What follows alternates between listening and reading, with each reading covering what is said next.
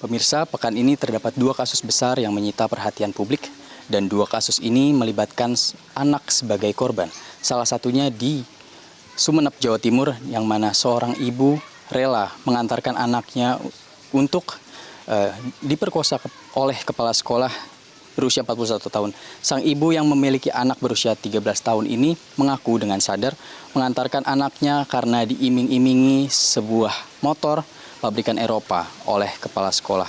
Kasus terungkap ketika sang ayah yang sudah pisah rumah dengan seorang anak ini mendapatkan kabar dari keluarga bahwa anaknya menderita trauma psikis dan langsung dengan segera ayah melaporkan ke Polres terdekat. Kemudian di Kota Depok ada juga sebuah sindikat yang diungkap oleh polisi berisi 8 orang yang menjual bayi melalui media sosial Facebook.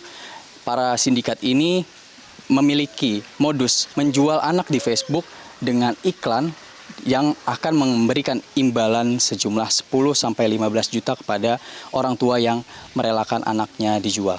Dan nantinya polisi menangkap para sindikat ini dan akan melakukan pengiriman bayi ke Bali yang akan ditampung oleh seorang anggota sindikat bernama IM, berinisial IM, dan nantinya akan dijual kepada calon adopsi senilai 45 juta.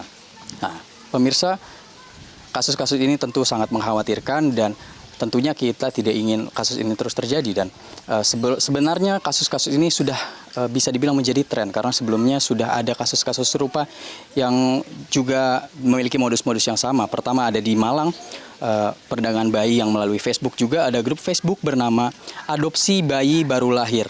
Di sini harga bayi dibanderol 18 juta per bayi. Selanjutnya ada juga penjualan bayi yang berumur 14 bulan di Medan. Terus perempuan 17 tahun jual bayinya di Batam, Kepulauan Riau. Selanjutnya ada juga ibu yang rela menjual bayinya di Kabupaten Kuburaya, Kalimantan Barat. Tentunya kasus-kasus ini disebabkan oleh beberapa faktor. Faktor pertama ada faktor ekonomi dan juga faktor ketidakmampuan orang tua yang hamil di luar nikah, dan juga ada faktor keluarga yang sebenarnya belum siap untuk memiliki bayi dan sehingga menelantarkan bayinya dan tidak mau ikut serta mengurus bayi. Tentu sebagai masyarakat kita tidak ingin hal ini terus terjadi dan pada saat ini saya telah berdiri bersama masyarakat untuk mendengar suara dari masyarakat dalam Warga Bicara edisi kali ini. Saya sedang berdiri di tengah-tengah masyarakat untuk mengetahui sudut pandang para orang tua terkait kasus-kasus ini, di mana anak dan bayi yang menjadi korban ini tentu seharusnya tidak bisa terjadi dan perlu dicegah. Tapi batin saya pribadi tidak rela dengan keadaannya seperti itu.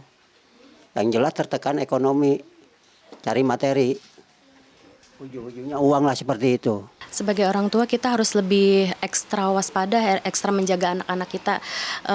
Bisa aja hal-hal tersebut kan terjadi dari faktor mungkin handphone atau mungkin pergaulan atau juga mungkin dari tekanan orang tuanya sehingga hal ini bisa terjadi kayak gitu, Pak. Seorang tua saya nggak rela anak seperti itu dijual belikan kepada orang yang harusnya melindungi. Oh, ini kok tambah menyakiti. Tentunya kita sebagai masyarakat harus mengantisipasi hal ini terjadi dan untuk pencegahan harus dilakukan penegakan hukum serta sebagai keluarga harus mementingkan dan lebih memerhatikan anak sehingga kejadian-kejadian ini tidak akan terjadi dan terulang-ulang lagi.